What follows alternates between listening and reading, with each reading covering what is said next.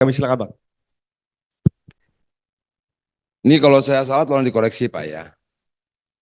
Gojek itu berdiri 2010 kalau tidak salah. Tapi pakai telepon. Kalau saya tidak salah komisinya sekitar 10%. Awal-awal nih. Ya. Harga BBM subsidinya berapa? Saat itu. Buka aja di Google. BBM subsidi 2010. Coba diketik berapa? Hah? Enggak, diketik aja. Dicari sama-sama. Oke, biar nggak salah. Sekarang 10.000. Komisinya naik. Logikanya dari mana?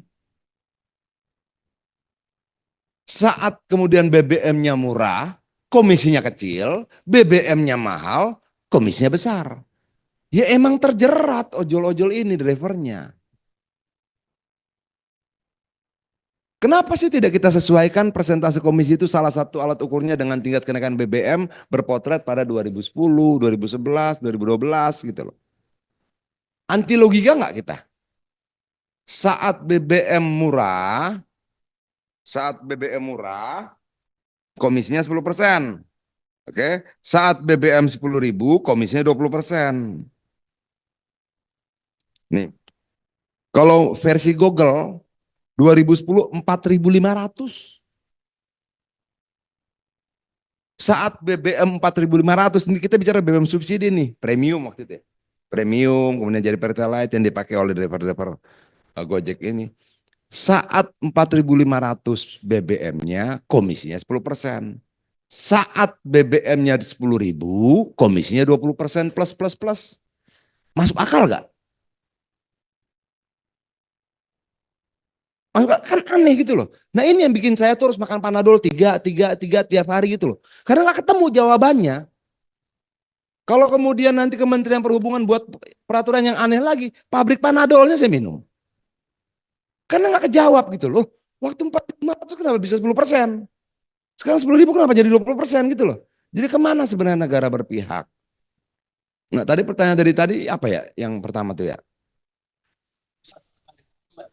Di atas menteri. Karena ada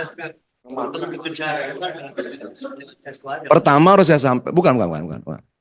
Menurut saya, Pak Dasko mengajak saya makan siang itu inisiatif dia untuk cari tahu apa sih problem ojol itu dan dia langsung ambil langkah RDPU tetap tanggal 21. Jadwal yang tadinya hilang muncul lagi gitu loh. Jadi saya tahu kenapa bisa terjadi RDPU itu karena kita makan siang sama-sama.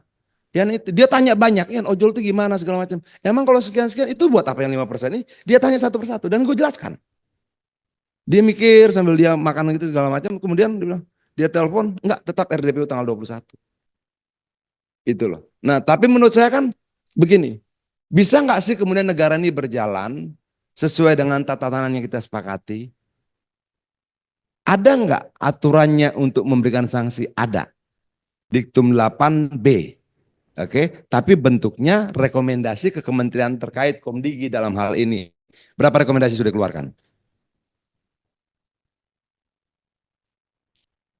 Enggak, berapa rekomendasi sejak 2022 yang sudah dikeluarkan? Dari sekian puluh ribu keluhan ojol-ojol ini. Oke, enggak ada kan? Itu loh.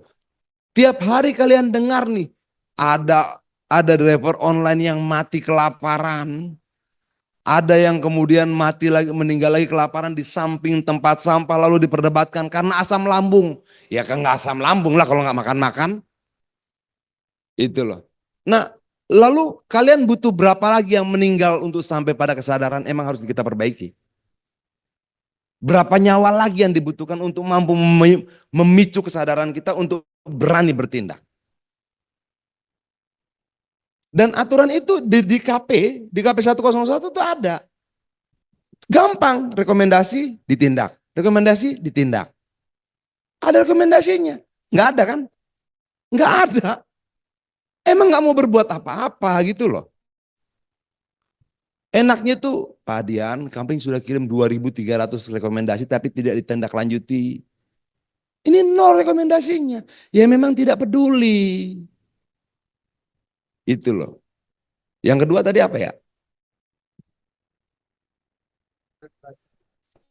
target pemerintahan